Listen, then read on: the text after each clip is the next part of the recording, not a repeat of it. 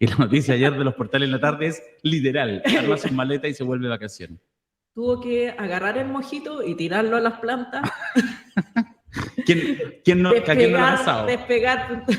Oh, no hagamos publicidad, pero alguna plataforma adelantando el pasaje y devolverse, porque, claro, las declaraciones de la ministra Ángela Vivanco, que ayer todo el mundo aclaró que eran personales, ella misma tuvo que salir a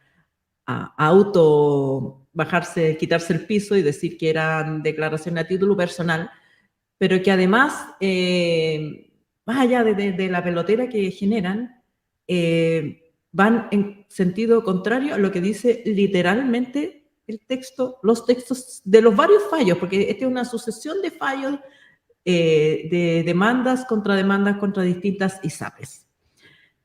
Y entonces no hay que tener una fuente en el Poder Judicial para entender lo que está pasando. Sí. Porque el fallo es literal. Lo pueden buscar en internet. No les voy a dar la lata de leérselo, porque, digamos, es un lenguaje técnico, pero básicamente dice lo siguiente. Las ISAPRES demandadas, que son todas, menos una que se llama Essential, que es la única cuyo no debe tener ni afiliado. Sí, porque es una cosa nueva, un inventito ahí. Ya. Todas las demás tienen que hacer dos cosas. Ajustar sus planes a la tabla de factores que impuso o que readecuó la Superintendencia de Pensiones en su momento. Y dos, una vez readecuado esto, tienen que devolver los excedentes a las personas afectadas. No son todas, por supuesto, no son todos los afiliados, pero claro, son todas, por ejemplo, las mujeres. Ya. No necesitas haber demandado, ni estar demandando, ni contratar abogado para exigir el cumplimiento de ese derecho. El fallo es explícito y lo dice claramente. Todas las personas a las que se aplicó esta tabla trucha. ¿Por qué es trucha la tabla que aplicaban las AFPs? ¿Por qué castigan con factores actuariales, que es un concepto de las industrias del seguro? Castigan a las mujeres, castigan a los niños antes de los 2 años, castigan a las personas con enfermedades preexistentes. Eso es ilegal desde el momento en que la superintendencia dijo, no señores, no esa tabla no corresponde esta otra. Y fin de la discusión, no hay ninguna magia. La única magia que hay aquí es una enorme industria del lobby que se niega a acatar el fallo. Tampoco es necesaria una ley. No es necesaria una ley para interpretar un fallo judicial. Sí.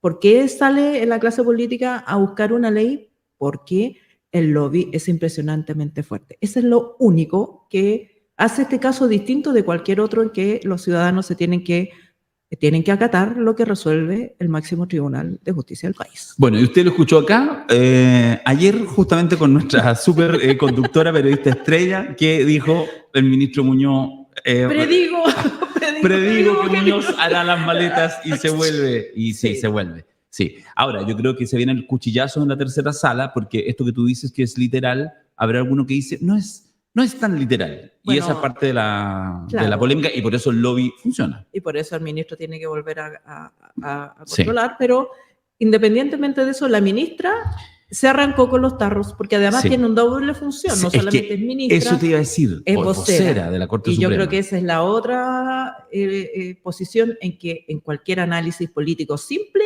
uno pensaría que digamos... el mandante le va a pedir explicaciones. O sea, por mucho menos hay ministros que han sido puestos en lista 4 en la Corte Suprema. Hoy vamos a hacer una innovación en 32 minutos porque el entrevistado de hoy coordinamos y va a estar acá en estudio. Ya llegó, así que en unos minutos más, después de la siguiente pausa, vamos a ir con él. Primero vamos a partir con la noticia. Vuelvo a agradecerles, por si no se escuchó con claridad, 17 personas, ayer empezamos a crear esta base, queremos 300 socios y socias de la comunidad minutera. Los primeros 17 ayer dijeron check, así que nos quedan 283, vamos a ir avanzando y seguro que aquí en un par de semanas va a estar ya la meta cubierta. Iniciamos las noticias acá en 32 minutos.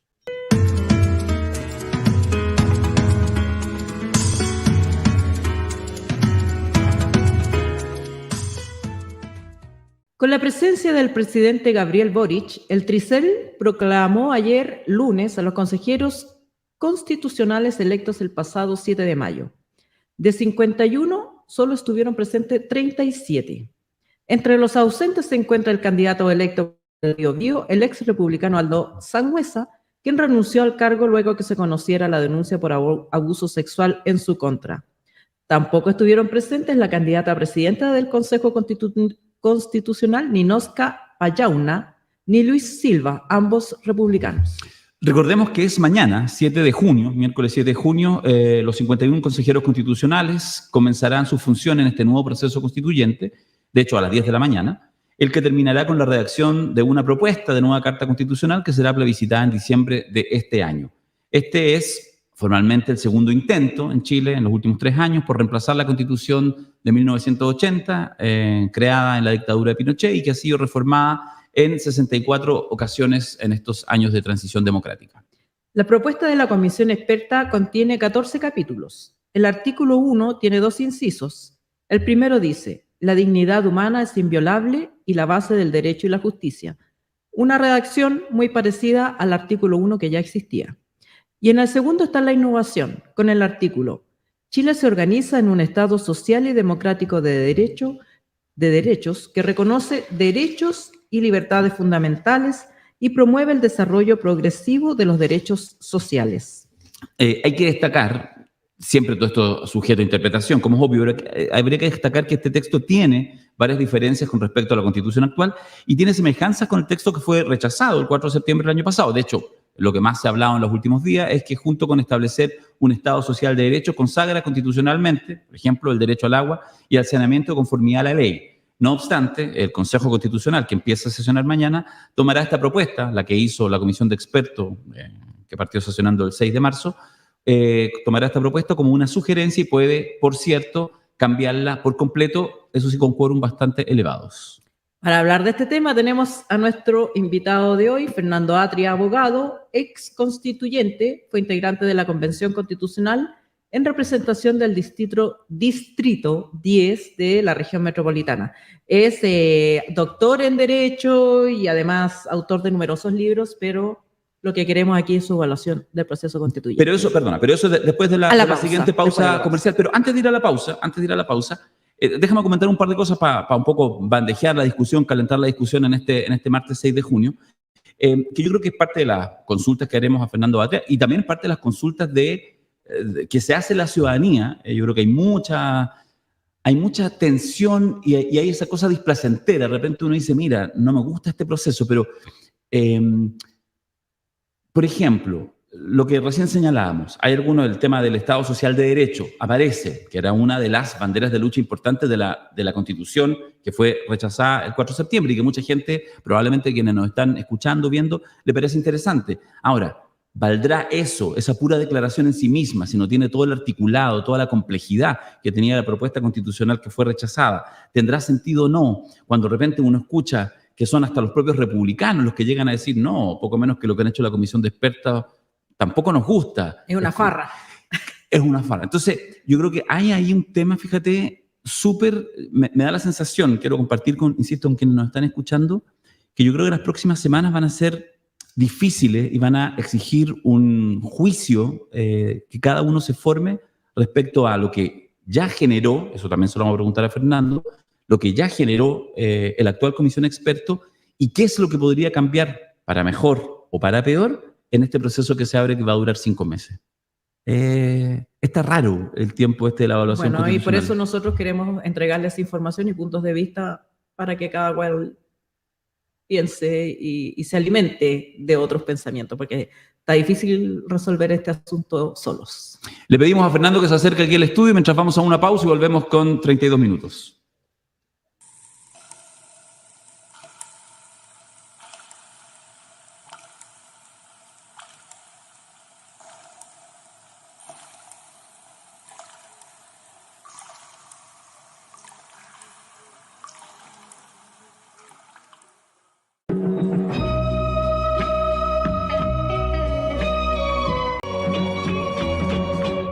J'avais dessiné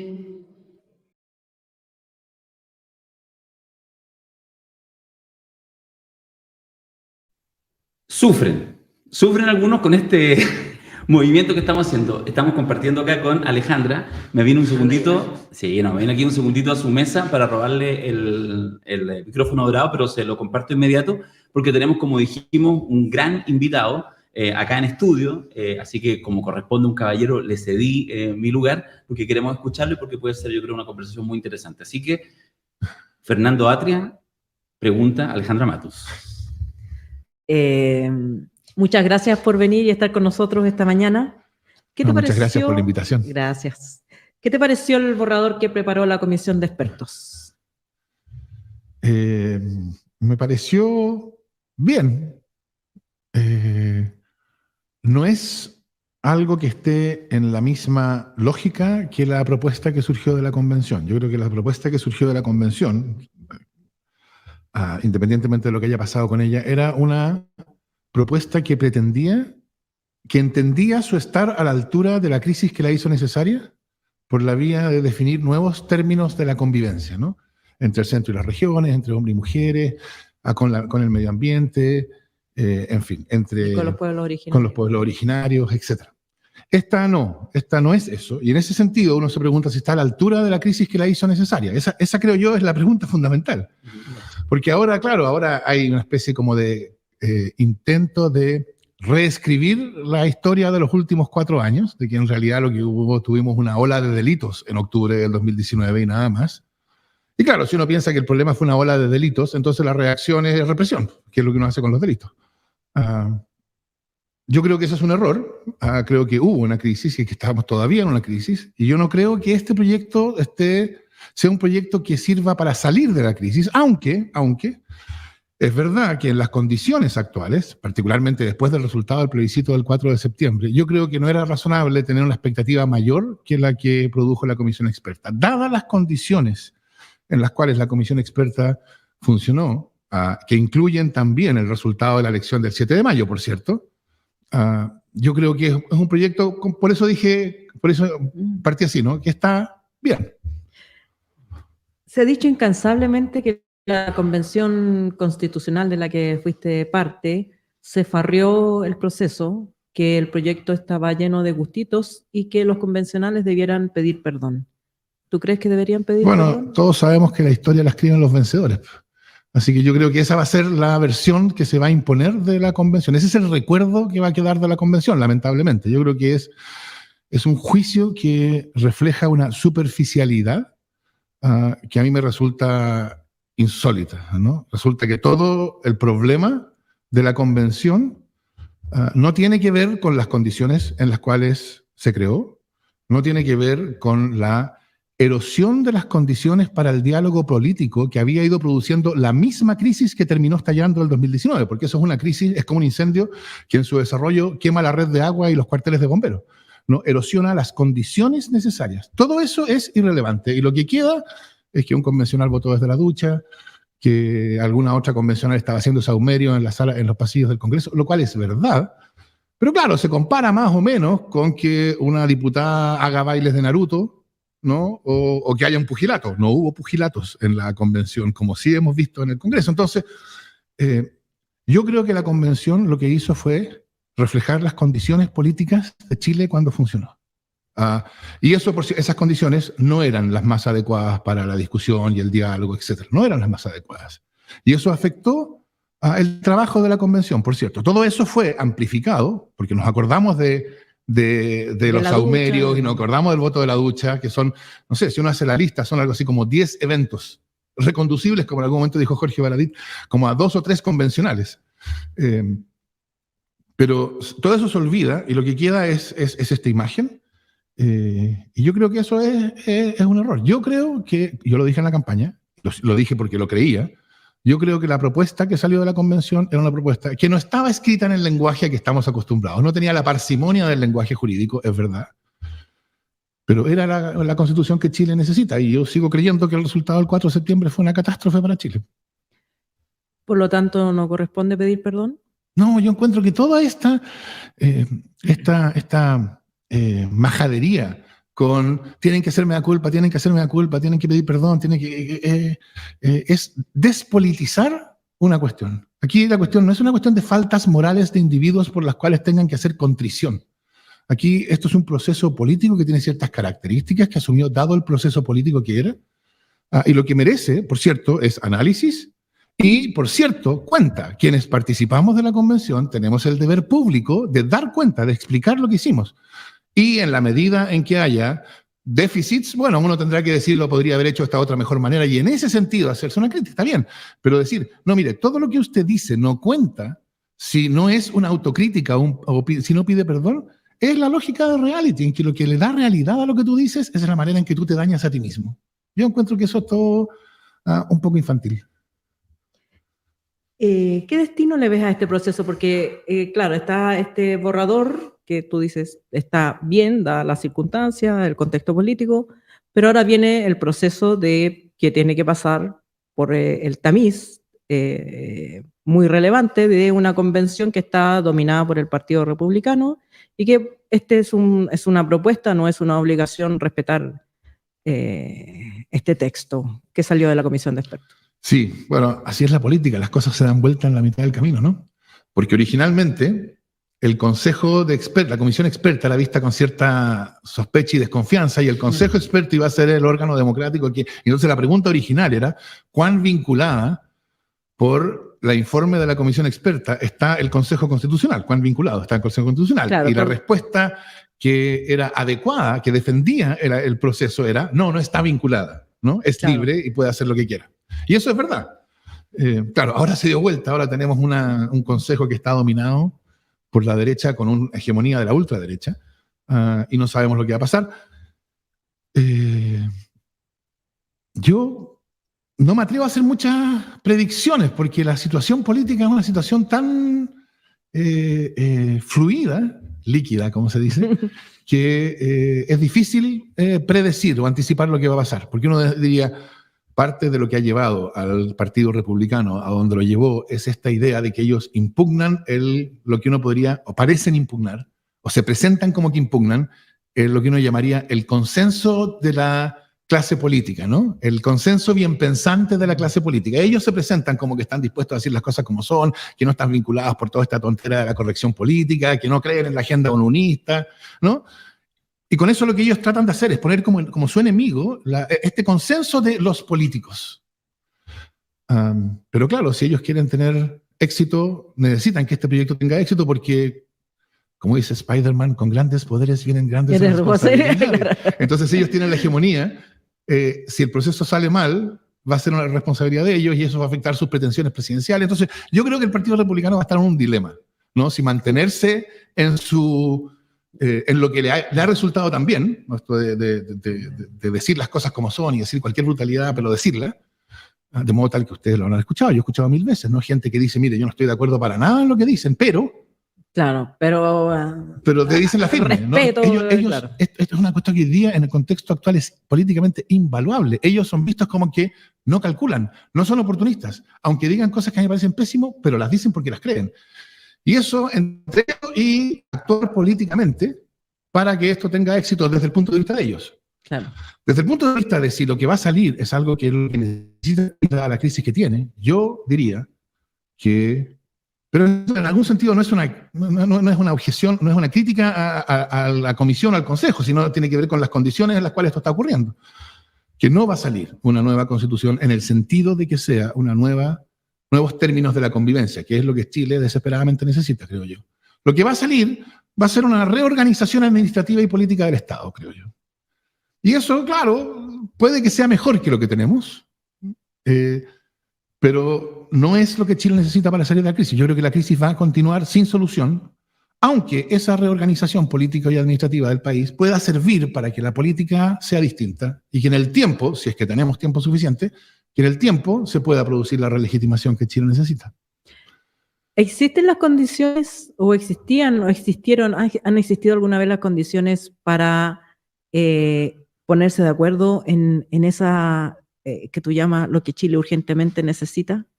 Bueno, yo creo que el ejercicio de la convención fue un ejercicio de aprendizaje de ponerse de acuerdo. Es cosa de pensar cómo empezamos. ¿Y cómo terminamos? Terminamos con un proyecto aprobado por 2/3 de la convención, en un contexto que había desconfianza, acusaciones recíprocas. Recuerden el principio, ¿no? Unos acusaban a los otros de ser violadores de los derechos humanos y los otros acusaban de vuelta que eran justificadores de la violencia. O sea, no estamos hablando de acusaciones baladíes. Y a pesar de eso fue posible construirlo. Yo creo que, bueno, hay mucho que analizar sobre la convención, etcétera, mucho más que decir de lo que se pueda dicho hasta ahora. Pero una de las cosas que yo creo que fue un problema es que la convención no tuvo la posibilidad de volver atrás y revisar lo hecho. Y eso fue muy grave porque eso significó no aprovechar el proceso de aprendizaje que el proceso mismo de la convención significó en los grupos que la componían. Pero claro, el tiempo apremiaba, el reglamento no facilitaba, las interpretaciones formalistas que se hicieron sobre la armonización tampoco lo permitieron. Entonces, yo creo que hay o sea, hay que tener presente que nosotros estamos tratando de solucionar el problema central, el problema constitucional, que es en el fondo el problema de la legitimación de la institucionalidad política. Eso es el problema constitucional. En un contexto de profunda deslegitimación y en un contexto en que las condiciones son inhóspitas para la solución. Y en ese contexto la convención, como dice Agustín Esquella, tuvo éxito en su cometido en el sentido de que produjo una propuesta. Eso fue lo que fue derrotado el 4 de septiembre, no hay duda, y no hay más que decir al respecto, a ese respecto. Y ahora seguimos con el mismo problema. Mi impresión es que este proceso es un proceso que está mucho más sujeto al control institucional. Y la pregunta es si en un momento de impugnación de la legitimidad de la institución, un proceso que es visto como muy sujeto al control institucional, en que, por ejemplo, las principales modificaciones al sistema político son modificaciones que fortalecen a los partidos políticos con la idea de que los partidos son necesarios para la democracia, pero en los hechos, entonces, lo fortalecen. Y la pregunta va a ser, bueno, ¿esto corresponde a lo que Chile necesita? Yo tengo mis dudas, pero estamos en estas condiciones y las soluciones que pueden ser teóricamente adecuadas no necesariamente son políticamente viables. Darío. Mi última pregunta. Este es un caramelito, ¿ah? De hecho, hemos discutido que es un buen lugar. Te quiero hacer dos preguntas en uno, Fernando. Mañana, miércoles 7 de junio, se instala el Consejo Constitucional. Pero juguemos y ficcionemos que en realidad lo que mañana es el plebiscito de salida. No hubo 51 consejeros constitucionales electos democráticamente, sino que hubo esta propuesta de la comisión experta. La pregunta es, si mañana hubiera plebiscito de salida, ¿tú apruebas o rechazas lo que hasta el momento existe? Y la segunda pregunta en una es, ¿qué tendría que pasar, ahora sí ya sigamos con la idea de que mañana se instala el Consejo, en los próximos 5 meses para que al final de ese proceso, te reitero la pregunta, tú aprobaras o rechazaras? A ver, yo creo que no es muy razonable pronunciarse ahora sobre lo que uno va a hacer en diciembre antes de que pase lo que tiene que pasar, porque además es tan impredecible todo esto, ¿no? Claro, la pregunta por si yo aprobaría lo que salió de la comisión experta no es una pregunta por lo que yo voy a hacer en 5 meses, sino por mi juicio sobre lo que salió de la comisión experta. Work in progress, que le llaman. Sí, pero tú me estás pidiendo que yo asuma que la work in progress no es work in progress. Es el estreno.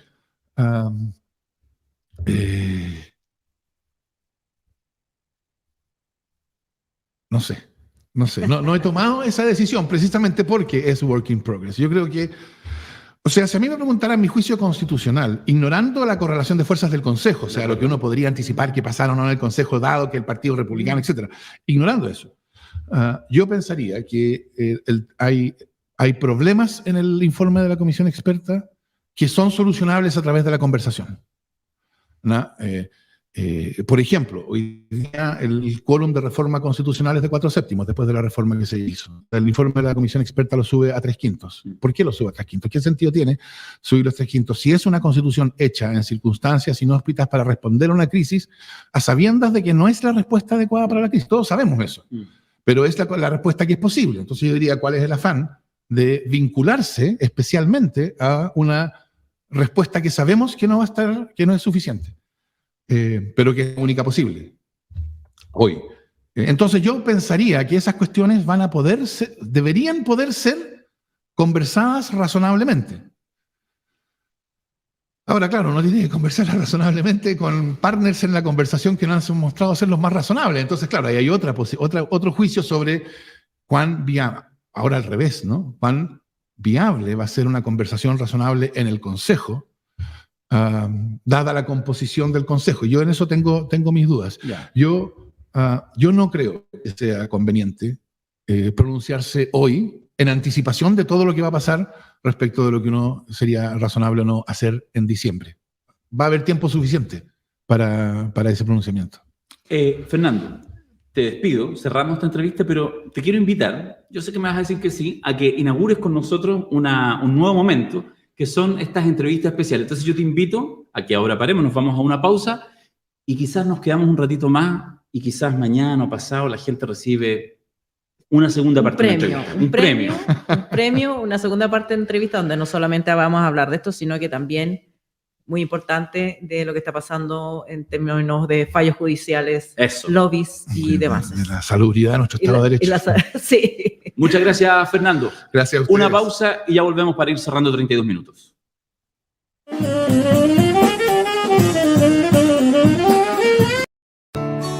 En Chile, más de 30.000 personas no tienen donde dormir y este invierno queremos llegar a ellos. Por eso, desde el 26 de mayo al 7 de junio, te invitamos a ser parte de la colecta digital de nuestra casa. Campaña que busca construir un Chile calle cero, porque nuestra misión es que nadie vive en la calle por falta de oportunidades. Haz tu aporte hoy en www.nuestra-casa.cl.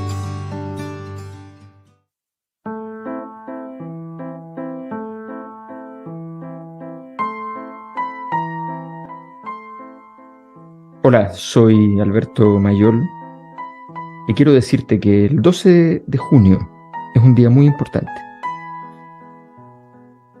El 12 de junio comienza la nueva temporada de El Aprendiz. Esta vez no puede faltar.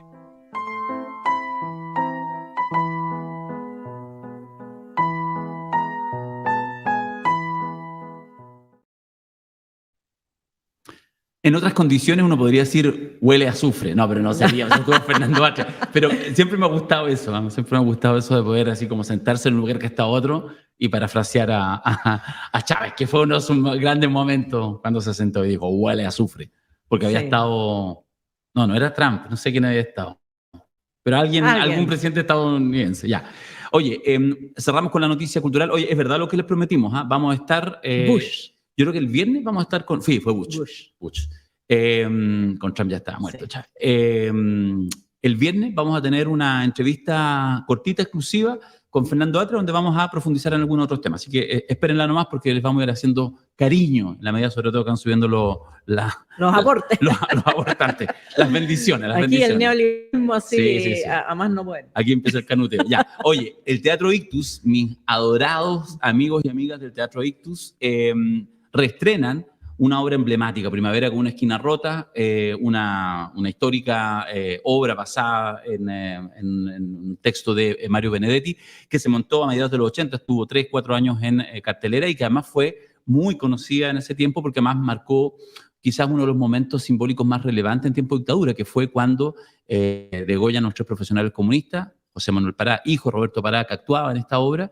y don Roberto le confirman que el cuerpo que se había encontrado en Quilicura, uno de los 3 cuerpos, correspondía a su hijo, al sociólogo José Manuel Pará.